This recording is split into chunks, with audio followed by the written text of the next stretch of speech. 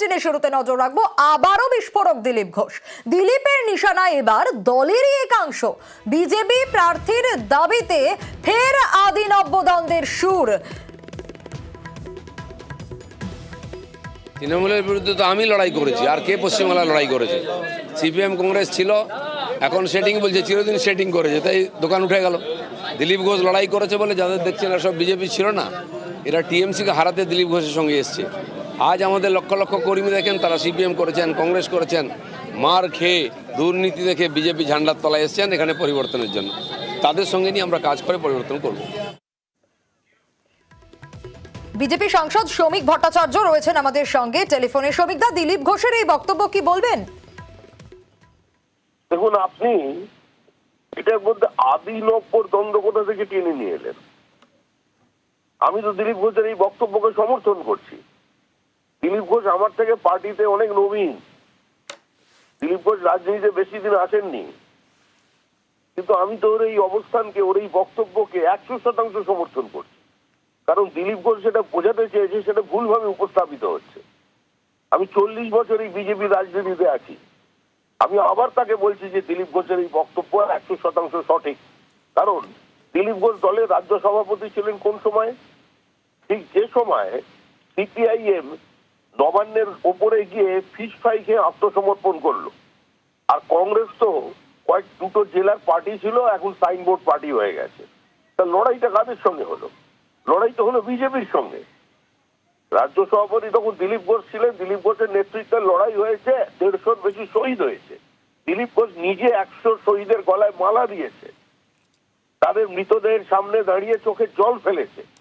তাহলে সেই লড়াইয়ের উপরে ভিত্তি করে আজকে পশ্চিমবঙ্গের মানুষ দেখেছে যে তৃণমূল কংগ্রেসকে একমাত্র হারাতে পারে বিজেপি। তাই মানুষ একটা বাইনারি সেট করে দিয়েছে 2021 সালে।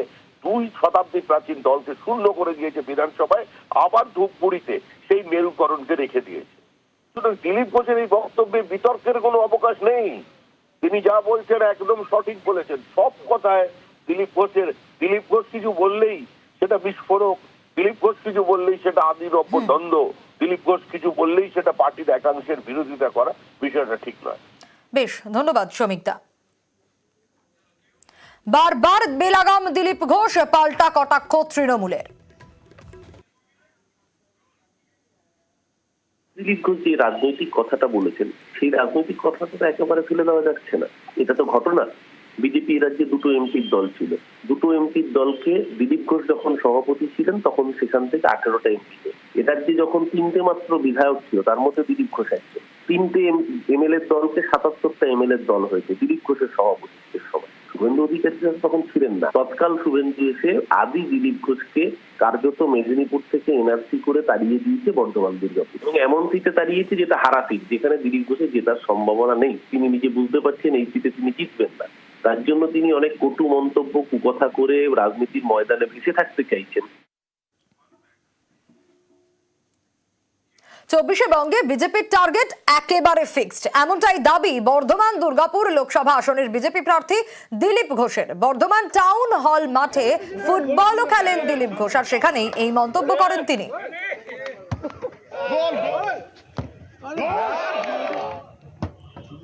চিরদিন গোলও দিই, শটও মারি, আমাদের একদম টার্গেট ফিক্স। সে তো গুনতে থাকুন আপনারা। চিরদিন গোলও দিই, শটও মারি, আমাদের একদম টার্গেট ফিক্স।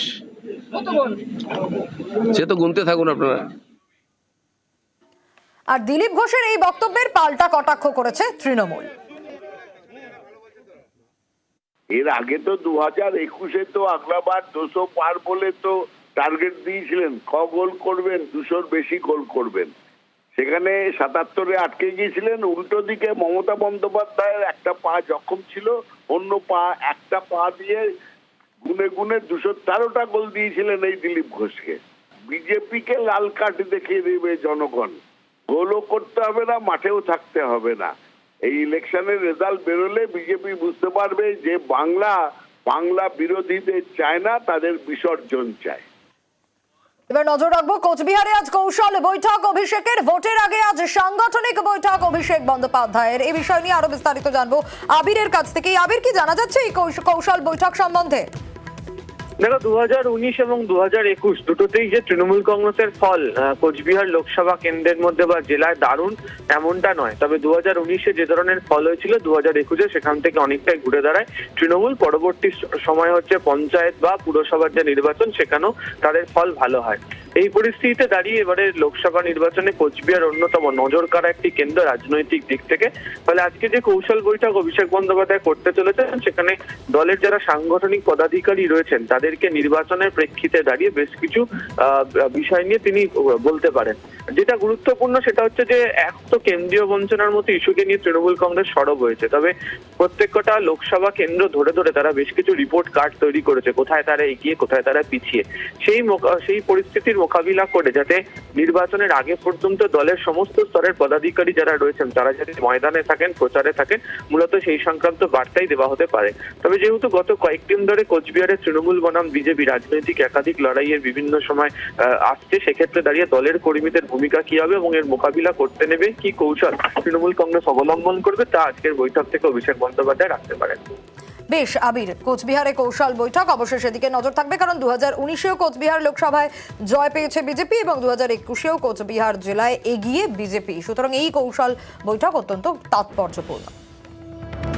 আর এবার নজর রাখবো সৌমিত্র খায়ের গাড়ি আটকে রাখার অভিযোগ। গাড়ি আটকে বিজেপি কর্মীদের মারধরের অভিযোগ তৃণমূলের বিরুদ্ধে।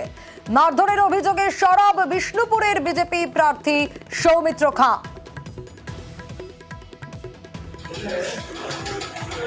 যেখানে ব্ল্যাক ফিরছে, এখানে এমপির গাড়ির উপর এটা করতে আসছে, ভোটে মাত্রা সাহস হয় কি করে? আপনাদের কি বালির টাকা চলবে না? যদি বালির যদি কালকে বন্ধ না হয় তাহলে এখান থেকে আপনার বলছি পরিষ্কার হবে, এইভাবে চলতে পারে না। এটা পঞ্চায়েত ভোট নয়, এটা লোকসভা ভোট। তাপস ভোটে এটা বাপমাতার সম্পত্তি, পুলিশ নয়। এই এলাকায় পরিষ্কার বলছি, একটা অশান্তি হলে কেউ ছেড়ে কথা বলবে না। আপনারা জাস্টিক অ্যাকশন নিন। আজকে যদি তাপস ভোটকে জনগণ পিটিয়ে মেরে দিত, যদি আজকে যেভাবে তাপসের অত্যাচার শুরু করেছিল, আমি খুব জোরে বাঁচিয়ে দিয়েছি। আপনারা তাপস বাড়ি করে খেপে গেছেন।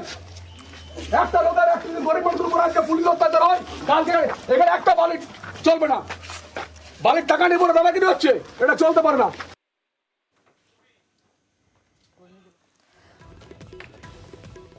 মারধরের অভিযোগে সরব হয়েছেন বিষ্ণুপুরের বিজেপি প্রার্থী সৌমিত্র খাঁ। গোটা ঘটনা নিয়ে কি বলেছেন তিনি শোনাবো।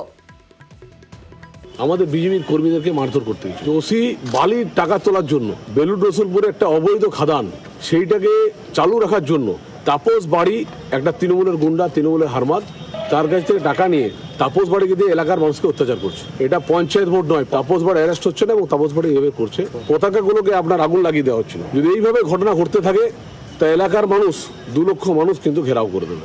আমরা চাই তাপস বাড়ি ইমিডিয়েট অ্যারেস্ট হোক। আর এই গোটা ঘটনাকে কেন্দ্র করে যেসব অভিযোগ উঠে আসছে, সব অভিযোগ অস্বীকার তৃণমূলের। মারধরের ঘটনায় আহত একাধিক বিজেপি কর্মী। সৌমিত্র নিজেই কর্মীদের মার খাইয়েছে। সৌমিত্রকে পাল্টা তোপ সুজাতার।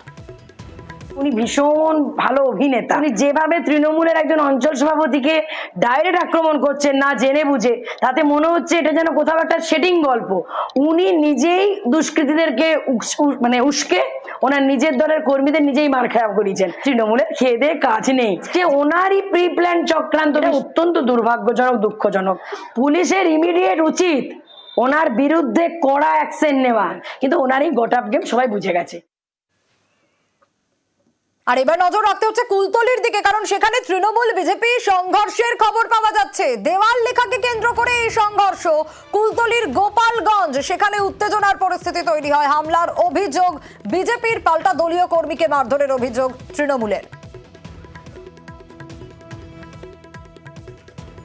আমি যেহেতু তৃণমূল কংগ্রেসটা করি, সে আমার খারাপ লাগার দরুন আমি অন্যদের সঙ্গে কথা উত্তর দেওয়াতে ওরা ঝাঁপিয়ে 3-4 জন এসে আমার উপর চড়াও হয়ে মারধর, আমাকে প্রচুর হারে মারধর করেছে। তারপর আমার সঙ্গে কেউ ছিল না, ওরাই সব বিজেপির সমস্ত লোকজন ছিল, তারা সবাই মিলে একসঙ্গে এসে আমার উপরে ঝাঁপিয়ে পড়েছে। ওই আমি বিজেপি করি, আজকে দেওয়াল লিখছে। কার দেওয়াল? ওই আমার দেওয়াল। এই জন্য বাড়াবাড়ি করে ওরা আমার মারপিট আরম্ভ করে দিয়েছে। দেওয়াল লিখলি কেন এই বলে। কারা মারলো? এই তৃণমূলের কটা ছেলে।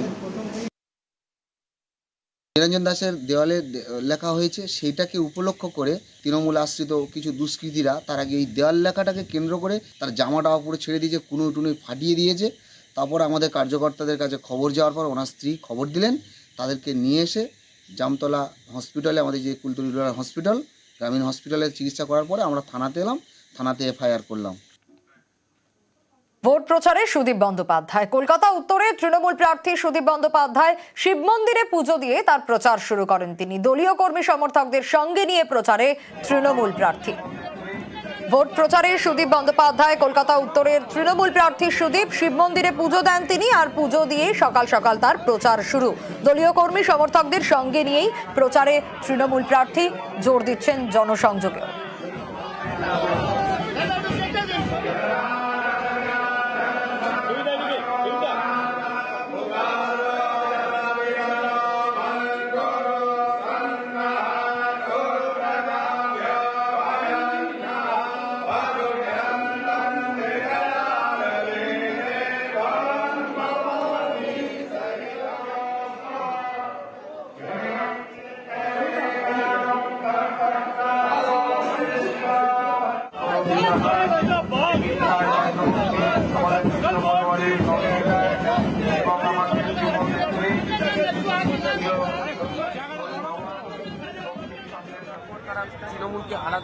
আর কলকাতা উত্তরের বিজেপি প্রার্থী তাপস রায়, তিনিও সকাল সকাল পুজো দিয়েই তার প্রচার শুরু করেছেন।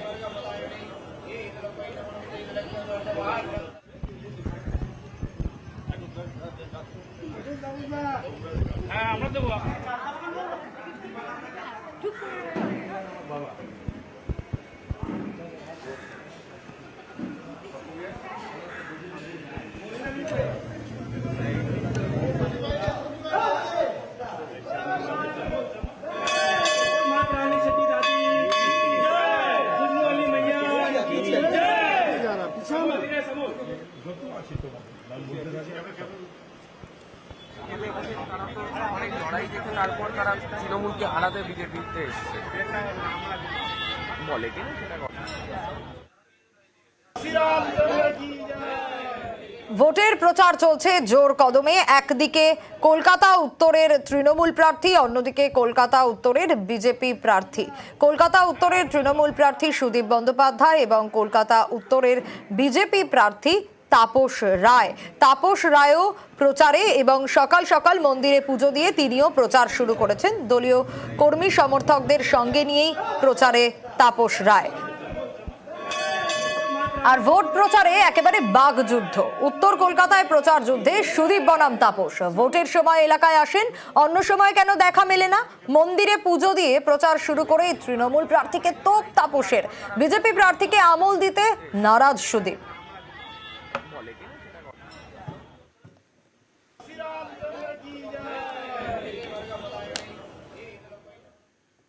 যে যেরকম ভাবে প্রচার করতে হচ্ছে কেন, এতদিনের সাংসদ প্রচারের আগে এই প্রশ্নের নিশ্চয়ই সম্মুখীন হচ্ছেন। উত্তরের যারা ভোটার বা বাসিন্দারা তাকে যদি জিজ্ঞাসা করে যে আপনাকে শুধু ভোটের সময়তেই দেখা যায়, 4 বছর 9-10 মাস দেখা যায় না, তার উত্তর আছে? সেই দাবি করেন আমি তৃণমূলের নেতা, পার্লামেন্টে একটিও প্রশ্ন তিনি করেননি, 2 নয় 3 নয় 4 নয়। তো তাহলে পরে এটা ধরে নিতে হবে যে উত্তরের মানুষের কোনো চাহিদা বা বক্তব্য বা প্রশ্ন ছিল না, পার্লামেন্টে একটি প্রশ্ন তুলে বলা যেত না। এই প্রশ্নের সম্মুখীন তাকে নিশ্চয়ই হতে হবে এই প্রচার পর্বে। একসাথে আপনারা কাজ করেছিলেন, তিনি এবার আপনার বিপক্ষে প্রার্থী তাপস রায়, বার্তা দেবেন? No comments. ধুরির কেন্দ্র বহরমপুর, সেই কেন্দ্রে বিজেপির প্রার্থী নির্মল সাহা। মঙ্গলবার সকালে বহরমপুরের বিজেপি বিধায়ককে সঙ্গে নিয়ে প্রচার করেন তিনি। চায় পে চর্চার মধ্যে দিয়েই চলে জনসংযোগ। এবার ভোটে জিতছে কে? বিজেপি আবার কে? বিজেপি আবার কে? মানুষের মধ্যে একটা স্বতঃস্ফূর্ত একটা পরিবর্তনের ভাব তার মুখের মধ্যে, তার চোয়ালের মধ্যে, তার হাতের মুষ্টিবদ্ধ হাতের মধ্যে বোঝা যাচ্ছে। আমি মানুষের কাছে যাচ্ছি। আমাদের মোদী সরকারের যে উন্নয়নমুখী কর্মসূচি রয়েছে, সেগুলো মানুষের কাছে বলছি। মানুষের মধ্যে একটা অদ্ভুত সাড়া রয়েছে, মানুষ চাইছে পরিবর্তন হোক। এই পরিবর্তন ভারতকে একটা সুন্দর জায়গায় পৌঁছে দেবে এবং সেই পরিবর্তনের জন্য বহরমপুরবাসী পিছু পা থাকবে না।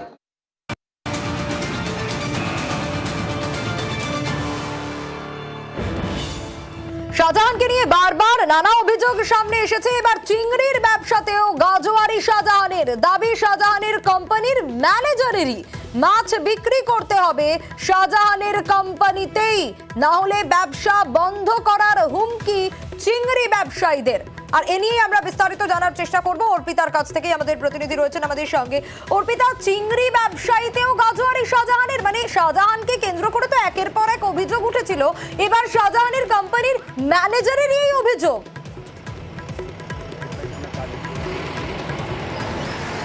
দেখো, শেখ শাহজাহানের ম্যানেজার অর্থাৎ এসকে সাবিনার যিনি কিনা ম্যানেজার মইদুল মোল্লা, তিনি বিস্ফোরক অভিযোগ করেছেন ইডির কাছে। তিনি বলছেন যে ইডির কাছে, ইডি সূত্র থেকে খবর, 2019 সালে সরবেরিয়াতে যে শাহজাহান মার্কেট রয়েছে সেখানে শেখ শাহজাহান সমস্ত ব্যবসায়ীদের নিয়ে সেখানে বৈঠক করেন এবং সেখানে তাদেরকে হুমকি দেওয়া হয় কার্যত যে এই এসকে সাবিনা, যেটা কিনা শাহজাহানের যে কোম্পানি, সেই কোম্পানিতেই একমাত্র সেখানেই মাছ ব্যবসা করতে হবে, অর্থাৎ চিংড়ি মাছের যে লেনদেন, সেই লেনদেন ব্যবসায়ীদের শুধুমাত্র এসকে সাবিনার সঙ্গেই করতে হবে। যদি তারা না করেন তাহলে তাদের সেই ব্যবসা গুটিয়ে বন্ধ করে দেওয়া হবে, এমনই কিন্তু একেবারে ওপেন সেখানে বৈঠকে হুমকি দেওয়া হয় বলে অভিযোগ। শুধুমাত্র তাই নয়, তার যে কোম্পানি এসকে সাবিনা, সেই কোম্পানিতে 35 থেকে 40% চিংড়ি মাছ আসতো জোর করে ছিনিয়ে নেওয়া গ্রামবাসীদের থেকে। যে সমস্ত ভেরি, সেই ভেরিতে যে ফার্মগুলো করে উঠেছিল সেই ফার্মের থেকে চিংড়ি মাছ আসতো, 50% চিংড়ি মাছ আসতো শুধুমাত্র যেই সমস্ত ব্যবসায়ীকে হুমকি দেওয়া হতো এবং 10% আসতো শুধুমাত্র যে শেখ শাহজাহানের যে নিজস্ব। কিছু জানা যাচ্ছে কি অভিযোগ উঠে আসছে, কত বছর ধরে এটা চলছে?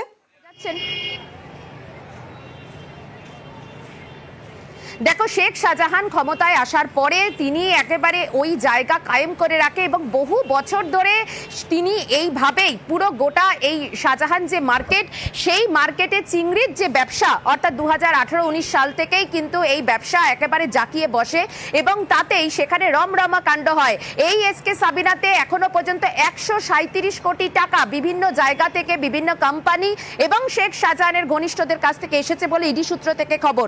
তবে এই যে মাছ ব্যবসার ক্ষেত্রেও যে গাজোয়ারি যে মনোভাব, সেই স্টেটমেন্ট বয়ান রেকর্ড করেছে ইডির আধিকারিকরা শেখ শাহজাহানের যে কোম্পানি, তার ম্যানেজারের বয়ান অনুসারে। অর্থাৎ তিনি কিন্তু একেবারে হুমকি দিয়ে ব্যবসায়ীদের তথস্থ করে তিনি এই ব্যবসা চালাতেন এবং চিংড়ি মাছ থেকে মোটা অঙ্কের টাকা, এই কালো টাকা সাদা করতে বলে অভিযোগ। বেশ অর্পিতা।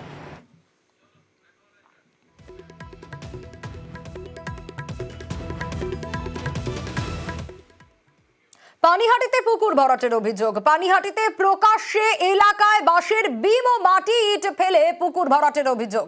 পানিহাটি পৌরসভার 34 নম্বর ওয়ার্ডের ঘটনা এটি। আর ওয়ার্ডের কাউন্সিলরের অফিস থেকে ঠিক ঢিলছোড়া দূরত্ব, সেই ঢিলছোড়া দূরত্বেই এই পুকুর ভরাটের ঘটনাটা ঘটছে। কাউন্সিলর মিঠু মজুমদারের কাছে অভিযোগ নিয়ে যায় নিউজ 18 বাংলা। ঘটনার তদন্ত করে উপযুক্ত ব্যবস্থা নেওয়ার আশ্বাস দিয়েছেন স্থানীয় কাউন্সিলর ও পুরসভা। আমার কাছে এরকম কোনো খবর নেই, এলাকাবাসীর তরফ থেকেও আমাকে কোনো এরকমভাবে অবজেকশন বা সেরকমভাবে আমার কাছে কোনো খবর আসেনি। যদি হয়ে থাকে তাহলে নিশ্চয়ই ভুল কাজ, আর আইন দেখুক, আইনের মতন দেখুক। আর সত্যি এটা যদি বাস্তবে এরকম কিছু হয় আমার তরফ থেকে বা আমার এলাকাবাসীর তরফ থেকে কোনো রকম এটা মেনে নেওয়া সম্ভব না। কাউন্সিলরের কাছে আমি কথা বললাম, আমি ওনাকে বললাম যে আপনি গিয়ে বলুন যে এটা বন্ধ করে দিতে, যাতে ভরাট না করে।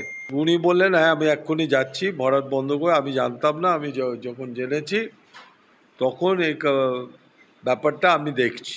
কিন্তু ব্যাপারটা হচ্ছে যারা ভরাট করছে জায়গাটা এমন যে রাস্তা দিয়ে দেখা যায় না। বাধা অলরেডি কাউন্সিলর বলে দিয়েছে যে এটা করা যাবে না, এটা বন্ধ করতে হবে। রবিবারের ঝড়ের তাণ্ডব 48 ঘন্টা পার হয়ে গিয়েছে, এখনো তিস্তা পারে ছড়িয়ে ছিটিয়ে ঝড়ের তাণ্ডবের চিহ্ন। জলপাইগুড়ির দক্ষিণ সুকান্তনগর এলাকার সেখানে অনেকেরই রাত কাটছে খোলা আকাশের নিচে, কারণ বাড়িটা তাদের আর নেই, উড়ে গিয়েছে ঝড়ে ক্ষতিগ্রস্ত হয়েছে এখানকার কয়েকশো বাড়ি। এই এলাকাতেই গাছ চাপা পড়ে মৃত্যুও হয়েছে একজনের। রবিবারের ঝড়ের আতঙ্ক নিয়েই নতুন করে ঘর বাঁধার চেষ্টা করছেন জলপাইগুড়ির এই দক্ষিণ সুকান্তনগর এলাকার বাসিন্দারা। শান্তনু আমাদের প্রতিনিধি রয়েছেন আমাদের সঙ্গে। শান্তনু, এই এলাকার বাসিন্দারা খুব স্বাভাবিকভাবেই তাদের রাত কাটছে খোলা আকাশের নিচে, প্রশাসনের তরফ থেকে কি ব্যবস্থা নেওয়া হচ্ছে, কিভাবে দিন কাটছে তাদের? কারণ এই ঝড়টার 48 ঘন্টা পেরিয়ে গেছে, আতঙ্ক তো রয়েছে তাদের মনে। দেখো, এখনো পর্যন্ত যেটা তাদের বক্তব্য, যে প্রশাসনের প্রতিনিধিরা এসেছিলেন, বেশ কিছু ত্রিপল দিয়ে গেছে, কিন্তু সেই অর্থে যে তাদের আবার পুনর্বাসনের ব্যবস্থা হবে বা হবে না সেই সম্পর্কে কিন্তু স্পষ্ট কোনো ধারণা দেওয়া হয়নি। তার ফলে নিজেরাই কিন্তু যে সকল টিন বা ঘর ভেঙে গিয়েছিল, টিন উড়ে গেছিল, সেগুলোকে জোগাড় করে আবার নতুন করে মাথা গোঁজার চেষ্টা চালিয়ে যাচ্ছেন। কারণ ঝড়ে কিন্তু এখানকার 138টির মতন বাড়ি ক্ষতিগ্রস্ত হয়েছে, যার কোথাও দেখা যাচ্ছে যে টিনের চাল উড়ে গেছে, কোথাও দেখা যাচ্ছে ঘর হেলে পড়ে গেছে, যেটা রীতিমতন বিপজ্জনক। সেই কারণে বাড়ির বাচ্চাদেরকে তারা অন্য আত্মীয়র বাড়িতে পাঠিয়ে দিয়েছেন এবং নিজেরাই কিন্তু সকাল থেকে শুরু করেছেন নতুন করে মাথা গোঁজার জন্য ব্যবস্থা করা। দেখা যাচ্ছে যে অনেকে টিন উড়ে গিয়েছিলেন বিভিন্ন এলাকায়, সেখান থেকে টিনগুলোকে সংগ্রহ করে আনা হচ্ছে, কেউ বাঁশ ধার করে আনছেন, সেই বাঁশ দিয়ে ঘর তৈরি করার চেষ্টা চলছে। সব মিলে একটা বিভৎস পরিস্থিতি গোটা এলাকায়। পানীয় জল যে সরবরাহ হতো দূর থেকে তারা নিয়ে আসতেন, সেখানে গাছ চাপা পড়ে পানীয় জলের লাইন নষ্ট হয়ে গেছে, সেই কারণে পানীয় জলের একটা সমস্যা তৈরি হয়েছে। বিদ্যুৎ সংযোগ নেই বেশিরভাগ বাড়িতেই, সেই কারণে একটা সমস্যার মধ্যে পড়তে হচ্ছে। রাত হলে পরে ঘুটঘুটে অন্ধকারে ঢেকে আসছে গোটা গ্রাম, একটা ভয়াবহ পরিস্থিতি আকার নিয়েছে গোটা এলাকায়। কারণ ঝড়ে কিন্তু এখানেই একজনের মৃত্যু হয়েছিল, দ্বিজেন্দ্র নারায়ণ সরকার নামে এক ব্যক্তি গাছ চাপা পড়ে কিন্তু এই দক্ষিণ সুকান্তনগর এলাকাতেই মারা গিয়েছিলেন। এবং ঝড়টা কত ভয়াবহ শুধু ময়নাগুড়ি বার্নিশ এলাকা নয়, এই দক্ষিণ সুকান্তনগর এলাকা ঘুরে দেখলে পরে সেই ছবিটাই স্পষ্ট হচ্ছে। এবং মানুষ নিজেরা আবার নতুন করে মাথা গোঁজার চেষ্টা করছেন, মাথা তুলে দাঁড়ানোর চেষ্টা করছেন, কিন্তু আতঙ্কের মধ্যে দিন কাটাচ্ছেন তারা। বেশ।